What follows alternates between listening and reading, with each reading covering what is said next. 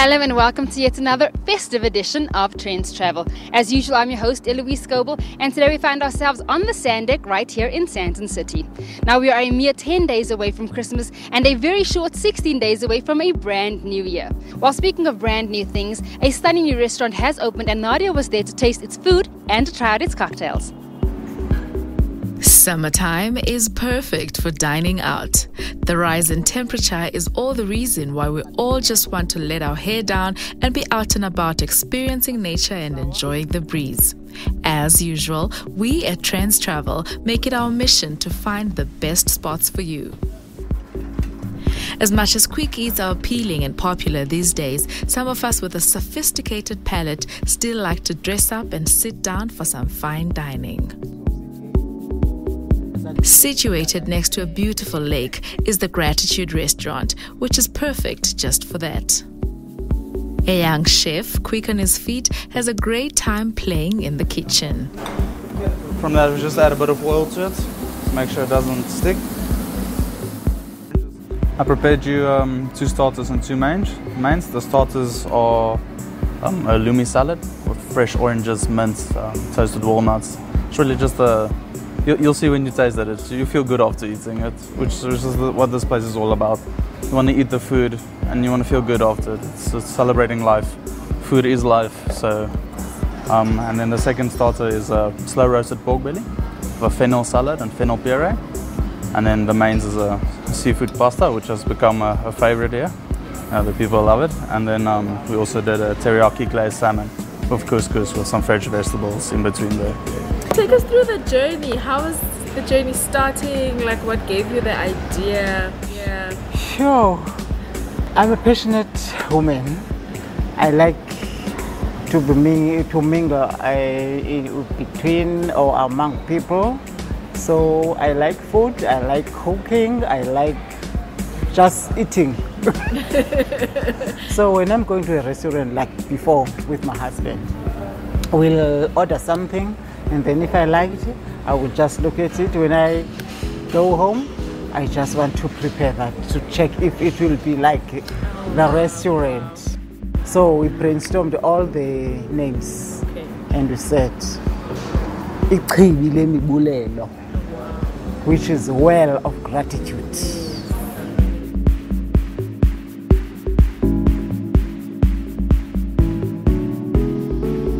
Chef Calvin prepared a scrumptious meal for us. We continued the conversation over lunch.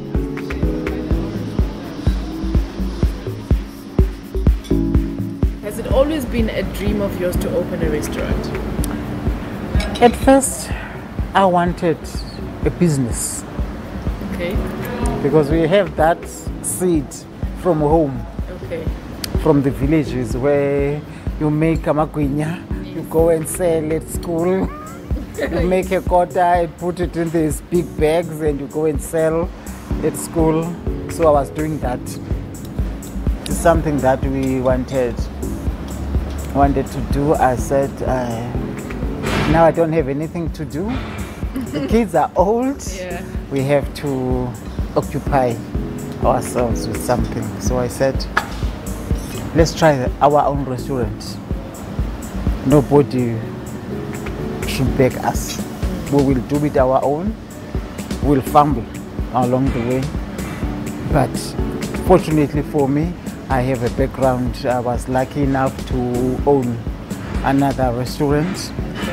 So that's where I gained at least knowledge. Yes. It groomed me, hence I'm here now. And then we went on to the more exciting stuff, the sundowners. The house mixologist made 2 favorite cocktails, one citrusy and fresh, and one with a bit of a kick, not for the faint. Okay, I'm going to do 2 cocktails here. The azania, which is the colors of the rainbow. The reason I call it the azania is because it brings the colors of South Africa. Remember, South Africa was supposed to be called azania. Yes. And then we're gonna bring the gratitude cocktail, the house cocktail. Sure. Okay. I'm ready. Okay, so here we go. 1 shot sweet and sour, and then we blend. And then we blend it together. Cocktail making is a whole craft on its own. To become a qualified mixologist, you need to be precise, sociable, and very creative. Oh, and let's not forget super fast, because things can get exciting at the bar. Balancing the different spirits, colors, knowing whether to crush, shake, or stir can be perceived as a science. There's your lasagna. So as the blue meets the orange, it starts to turn green. As you're seated there, it becomes the 3 colors of our flag, South African flag. Cocktails are pretty and easy to drink. However, they can be very potent, so don't forget to take it easy. Add the Coke on top. Dash with the Coke. There's your gratitude special. Ready to go? Cheers. Cherish.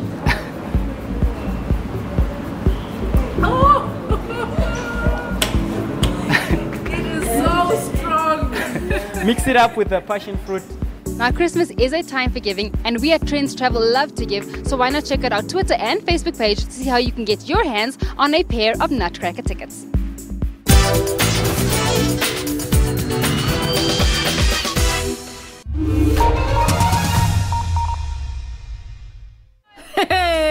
They say cricket is boring. Bontata Joma, you and your friends, all of this sweet bowling, and all this music. Thank you, LKG. Come on, Nana. Bring moody. I agree. They say cricket is boring. This is T20 cricket like we've never seen it before. Fast fun for all. The Mzansi Super League. Live on SABC 3 and SABC Radio.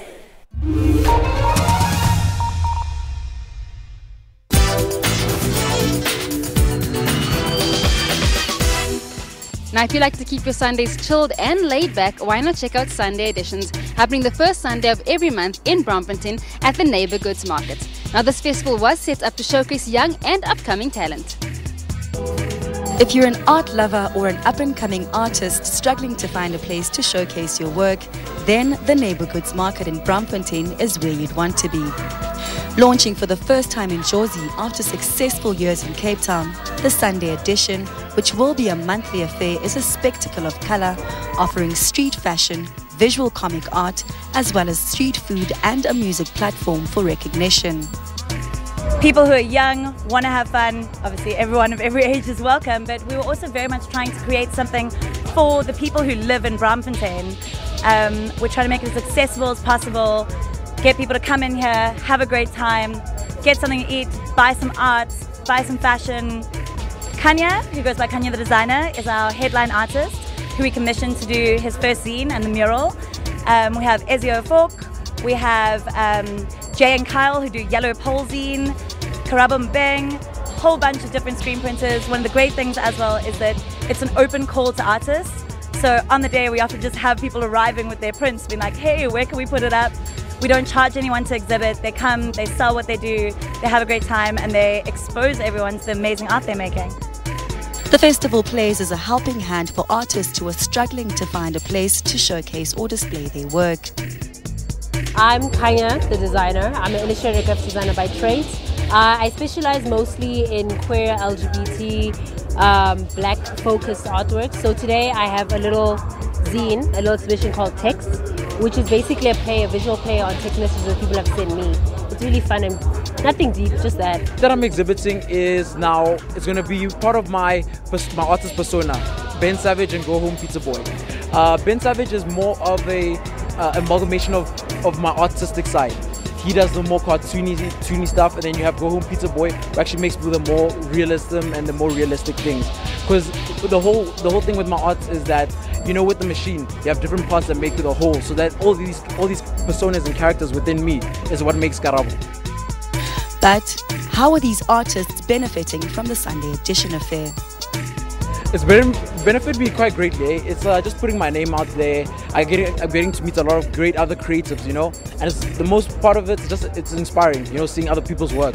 Sunday edition is helpful for me because it specifically puts on creatives like myself. I'm not a professional signed artist, I'm a freelancer. So Sunday edition is great for us because it gives us a platform to be able to show the world that we can actually be very professional, can showcase what we're going to do. And it's better because it's in Braamfontein, which is I feel like the youth art center of the whole of Johannesburg. So Sunday edition is really something some people should pull out to, especially the youth. If you're a young creative, doesn't matter what you do, just come through. Pop-up food trucks are also part of the edition. We sell fried chicken, goujons chicken, Italian stainless, galpa, winging it. We specialize in chicken, fried chicken all day. So, if you missed the December edition, be sure to catch the 2019 edition. The search is over. The public, together with celebrity chef Benny and DJ Mo Flavor, have officially found the best chisanyama of 2018. It seems Homie's Meat Butchery is the place to be. It won the trophy of best chisanyama of 2018. It also received a cash component and prizes worth over 1 million rand, as well as free beer for a year. The year is drawing closer to an end and already social events are taking center stage. There's no better place to do just that than to spend some quality time at your favorite chisanyama for some charred meat of your choice. Here in Mzansi, chisanyama is a cool spot in your local area where braai meat and chilled drinks is more than just about food but a culture. So much so that recently South Africans have taken this phenomenon and created a competition platform where those who are masters at this technique get to show off their best skills. The winner for 2018 comes from Soweto. Where did the journey begin to decide to open meat? At the beginning it was hard. It was hard because people, they come here and look, a lot of people who here, they think it's easy. We used to work 24 hours with my kids helping me. What inspired you to actually decide that you want to focus on opening a butchery? I think my mom actually has a natural ability with food. That's really what it's always been about. I mean, if we as her children look at her journey from the beginning when she started at Diplo and went to Jabula and wherever she was releasing from, they wanted to take over because it was booming. And Jabulani also, people were duplicating her business in a way, and she thought, you know. But these were from situations where her business was growing and things were going, you know, in all modesty, going very well for her. Being in a male-dominated industry like chisanyama is very male-dominated. As a female, what does it take to run such a business? You don't have to tell yourself this is a men's industry or what, you know. And you need to have patience and to have courage and tell yourself, you know what, I'm going to make it. There's nothing difficult. God has given us hands, eyes, everything. You must think. If I'm Jabulo driving, I'm coming to the south, what do you guys offer? What can I find? Well, the meat, number one. You know, it's our trademark. The meat is a great meat. What's the best meat you'll get? Our sausages, tasty. Our boerewors, very tasty too, you know. Where to from here? What's the future looking like? Where to from here? You know, I think we were discussing it as a family, and we're saying, you know, this one is such a wonderful, it's such a prestigious title to have, and we really hope that it can find us, or the marketing or the publicity of it can help us tap into the international market, to get more attention from tourists, to have a more diverse complement of people coming here. We just feel now there's no limit to our food. And everyone should get a fair chance to experience this magic, this wonderfulness of our meat and our complimentary goods. Okay, now let's eat and dig in and taste this wonderful food. The time was meant to go. I wanted to use cutting. So this one came today. We will be back with more of Trendz Travel right after this very short break, so don't go anywhere.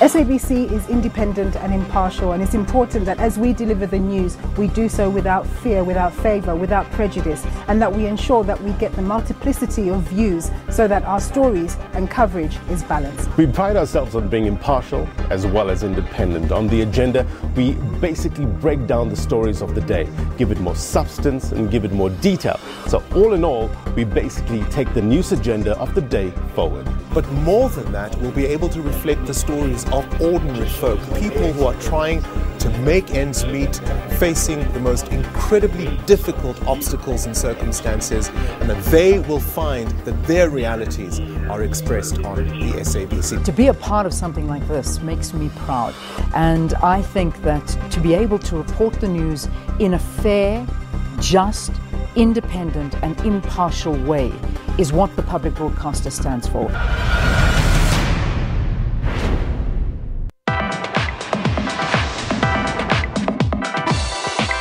What impact will the proposed measures and legislation have on tobacco smoking?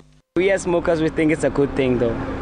But even though some people think it's not a good thing, but as smokers, we think it's a good thing. Second-hand smoking for people who do not smoke, it is dangerous to their health because it can cause a lung problem. Yes, so that legislation, it will benefit those people. I think it would be a good idea because of most people are suffering from second-hand smoking, and this could be something that will help a lot of people, and mostly the young children who are suffering from being infected of this lung cancer and all those kind of things. So if things are like these are prohibited, it will actually help a lot of children and not influence them on smoking, because most children growing up and seeing their role models and their models in front of them smoking, and they think maybe it's something good or something right to do. So yeah, I think it would be a great idea if that thing could happen. Well, 7 million people around the world die annually as a result of tobacco use. But the 17th World Conference on Tobacco or Health, or simply WCTOH, was held in Cape Town, South Africa. Over 1 billion people will die because of smoking. We know that smoking kills. We know that if a smoker, or a non-smoker rather, picks up a cigarette and continues to smoke, 2-3 years in to studying that smoker, we can tell in the lungs, in their heart, in their breathing patterns, that smoking is destroying their body. I think we should recognize TB, the linkage between TB and tobacco. Because if you smoke, your chance of getting TB really increases. And I think by about 3-fold. So by doing tobacco control, we are really helping a lot in controlling TB. I remember a very prominent tobacco control advocate used to say, tobacco control is TB control. So I think there's every reason for countries like South Africa, India, and China to engage in tobacco control, because we all have a serious TB epidemic.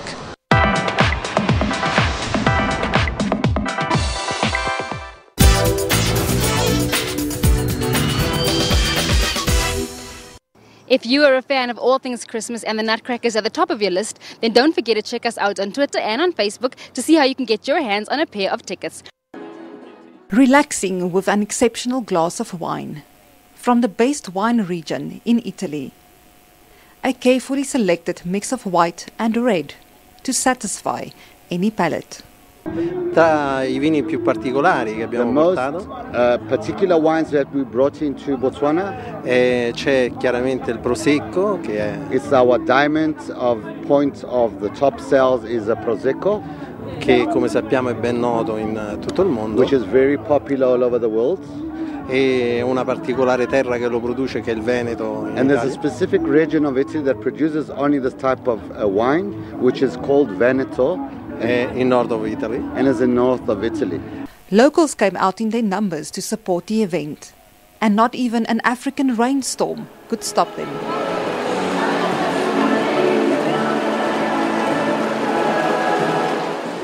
But what did they think about the wine? It's honestly amazing. It's a very sweet but subtle, and it's like a very nice white wine. So far so good. I've mostly had the whites, and they're good. They're not too heavy on the palate. It's really great. The wine has been quite experiential. Yeah, I've enjoyed it very much, especially the white. There is agreement that these new imports will positively contribute to the tourism offering of Botswana. Of course, you cannot separate the wines from the industry because it is part and parcel of it. It is actually what makes it to be the industry what it is.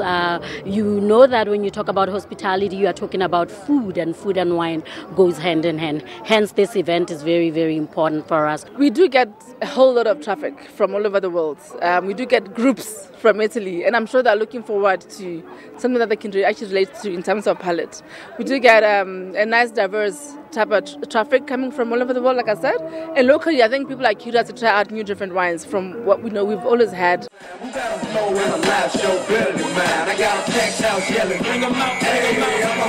This latest range of wines will be available in hotels and restaurants soon.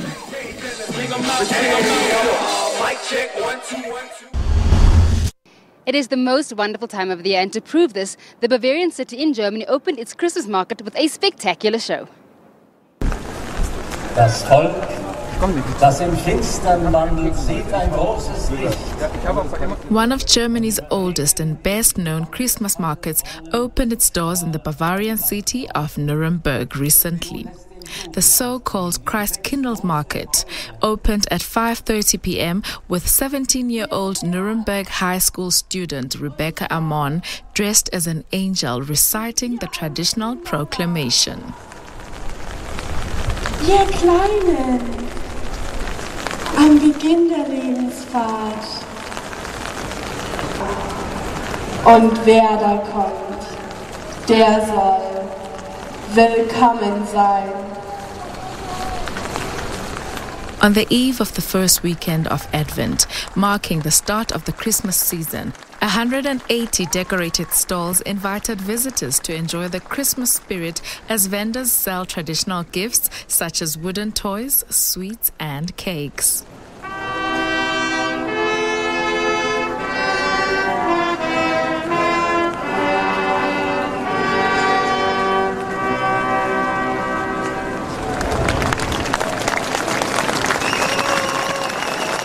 Nuremberg, some 2 hours by car north of Munich, is best known for its Christkindlesmarkt and Nuremberg Bratwurst, a sausage made of pork loin, a hit with visitors at the market.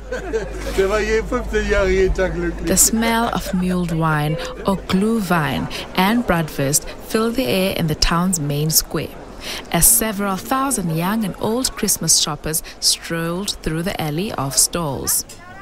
Michael Schilette from the United States, who visited the Christkindlesmarkt for the first time, called it a wonderful thing after he had just popped a Lebkuchen covered in chocolate with a cherry inside. The first historical mention of the market was in 1628, and traditionally, the first child who recites a poem to open the market must be a native of Nuremberg. She is chosen biannually by the readers of a local newspaper. Her speech is delivered from an open gallery at the top, facing the market square. I've been to Nuremberg once before, but it wasn't during Christmas market. So I think it's very interesting that there's so many different things to see, and Glühwein on every corner. It's a wonderful thing. And we just popped a Lebkuchen covered in chocolate with a cherry inside. It's great. It's great. Just love it every minute of it so far. I think just the varieties of the food, the beautiful decorations, the atmosphere. Everybody seems to be happy, cheerful, because you know Christmas is coming. I don't know, what's not to like? It's all great. This year's Christ child is a 17-year-old Rebecca Amon, who had her second and last appearance in this popular role. Wir sind nur zu Besuche, wir sind Touristen. Ein Kommilitone von mir, der arbeitet jetzt hier. Und dann nimmt man das natürlich gerne mit, wenn dann der Christkindlesmarkt auch ist, dass man den dann einfach mal kennenlernen kann. Wir sind zum ersten Mal hier, also wir freuen uns drauf, wie es wird. Ja, ganz besonders gefällt mir die Stadt und diese Atmosphäre, die alten Gebäude hier noch drumherum und mit den ganzen Lichtern und den ganzen kleinen Buden. Und ja, auf Weihnachten stimme ich mich jetzt erstmal schön mit dem Glühwein ein. The Nuremberg Christ Market ends on Christmas Eve, December 24th, when Germans traditionally celebrate Christmas.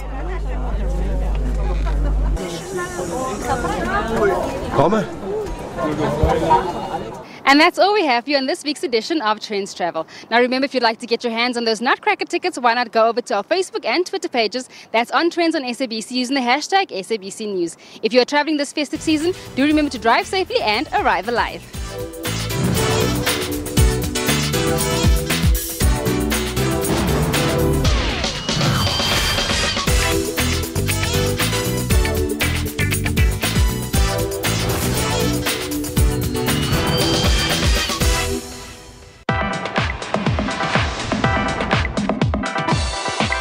What impact will the proposed measures and legislation have on tobacco smoking? We as smokers, we think it's a good thing though. But even though some people think it's not a good thing, but as smokers, we think it's a good thing. Second-hand smoking for people who do not smoke, it is dangerous to their health because it can cause a lung problem. Yes, so that legislation, it will benefit those people. I think it would be a good idea because of most people are suffering from second-hand smoking, and this could be something that will help a lot of people, and mostly the young children who are suffering from being infected of this lung cancer and all those kind of things. So if things are like these are prohibited, it would actually help a lot of children and not influence them on smoking, because most children growing up and seeing their role models and their models in front of them smoking, and they think maybe it's something good or something right to do. So yeah, I think it would be a great idea if that thing could happen. Well, 7 million people around the world die annually as a result of tobacco use. But the 17th World Conference on Tobacco or Health, or simply WCTOH, was held in Cape Town, South Africa. Over 1 billion people will die because of smoking. We know that smoking kills. We know that if a smoker, or a non-smoker rather, picks up a cigarette and continues to smoke 2-3 years in to studying that smoker, we can tell in the lungs, in their heart, in their breathing patterns, that smoking is destroying their body.